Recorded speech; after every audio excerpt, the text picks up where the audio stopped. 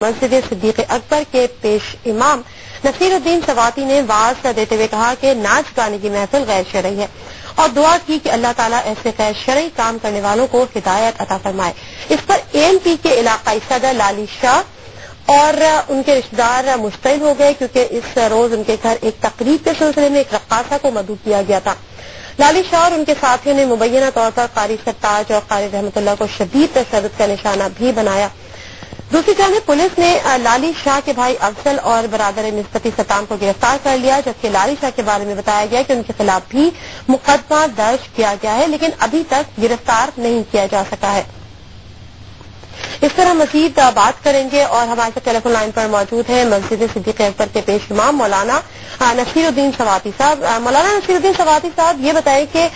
کیا آپ کو یہ معلوم تھا کہ لالی شاہ کے گھر میں تقریب میں کسی رقاصہ کو بلایا گیا ہے اور اسی حوالے کو یا اسی واقعے کو حوالہ دے کر یا اس کو بنیاد بنا کر واعظ میں ناچ گانے کی آپ نے اور بات کی اور ان کی اس قسم کی محافل کو غیر شرعی کہا یا ایک واضح معمول کے مطابق آپ دے رہے تھے؟ اصل میں مسئلہ یہ ہے کہ مسجد صدیق اکبر کے قریب وہ کرائے کے مکان میں یہ لوگ رہتے ہیں اور ان کے آگے ایک مقامی آدمی کا پارک سا بنا ہوا ہے، تو اس میں ان لوگوں نے پروگرام کیا، کل عام اور رقاصہ کو بلایا۔ اس وقت بھی علاقے کے لوگ مشتعل تھے، مسجد میں جمع ہو گئے۔ خواتین میرے پاس گھروں میں آئی اور کہا کہ خدا کے لیے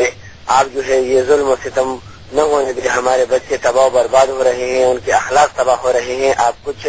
ہمت سے کام لیں۔ میں نے ان کو بتایا کہ اس وقت اگر ہم ایکشن لیں گے تو قانون کو ہاتھ میں لینے والا معاملہ ہوگا، تصادم اور پڈا ہو سکتا ہے، لہذا میں نے پنچایت ان کی طرف بھیجی کہ بھئی خدا را آپ یہ پروگرام نہ کرے، مگر وہ لوگ نہ مانے۔ پھر جمعے کے دن میں نے کسی کا نام نہیں لیا، کسی کو بتایا نہیں، عام معمول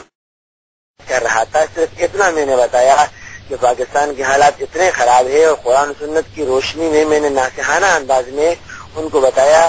کہ بھئی آج کل جو ہم حرکات کر رہے ہیں یہ نہیں ہونی چاہیے۔ انہوں نے اسی بات کو بنیاد بنا کر کل ظہر کی نماز میں 30-35 کے قریب بندے جو تھے وہ جوتوں سے مسجد میں داخل ہو گئے۔ یہ بتائیے گا کہ چونکہ ایک علاقائی مسجد ہے اور لالی شاہ وہاں کے وہیں کے رہائش پذیر بھی ہیں وہیں پر، تو کیا لالی شاہ آپ کے پیچھے نماز بھی ادا کرتا رہا ہے؟ ہاں بالکل ادا کرتا رہا ہے میرے پاس میرے پیچھے۔ اچھا، پولیس نے FIR میں کس کس کا نام لکھا گیا ہے اور اب تک بتایا گیا ہے کہ FIR میں نام تو لکھ دیا گیا ہے لیکن گرفتاری نہیں ہوئی ہے، تو کیا اب تک کتنے ملزمان مفرور ہیں؟ تو ابھی تک تو صرف افضل اور صدام نامی ملزمان گرفتار ہے اور جو اصلی ملزم لالی شاہ ہے وہ اس وقت بھی مفرور ہے۔ بہت شکریہ۔